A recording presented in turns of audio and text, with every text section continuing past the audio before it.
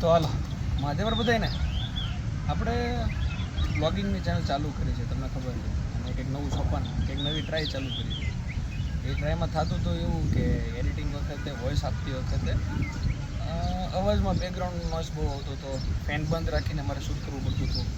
એટલે ફ્રેન્ડે સજેશન આપ્યું કે યાર માઇક ટ્રાય કરી. ઓર્ડર પ્લેસ કર્યો અને મને રિસીવ થયો. એનું શોર્ટ બી મેં અપલોડ કરેલો છે યુટ્યુબમાં.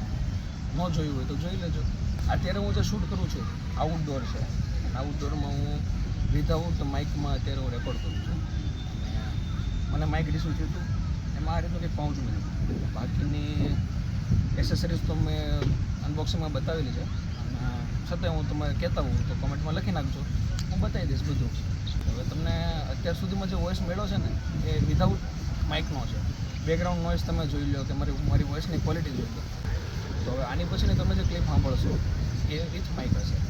તો હાલો મહાદેવર બધાય ને અત્યારે જે તમે સાંભળો છો ને એ વિથ માઇક છે.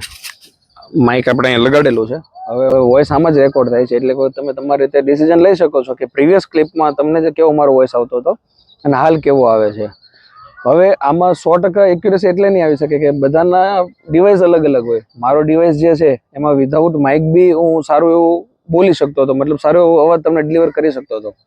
પણ આઉટસાઇડ મતલબ કે આઉટ ઓફ ડોર કઈ રીતનું વોઇસ આવે છે, કઈ રીતનું વ્લોગિંગ આગળ કરી શકો છો, એની માટે મેં આ માઇક લીધું છે. એ પર્પઝથી લીધું છે.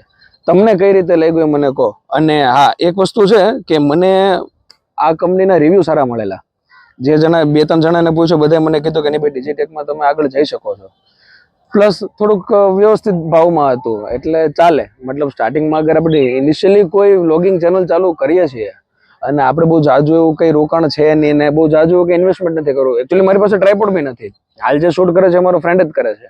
જો બેઝથી જ ચાલુ કરું છું, સ્ક્રેચથી જ ચાલુ કરવું છે તો નાનું થોડુંક લેવસાઈ લઈએ તો એક વખત ચાલી જાય. અને ક્વોલિટી અગર ઇમ્પ્રૂવ થશે તો ઓડિયન્સને એક વખત લય બંધાશે. ઓડિયન્સ એક વખત એને રિલેટ કરી શકશે કોઈ બી આપણી વાત મૂકીએ એને.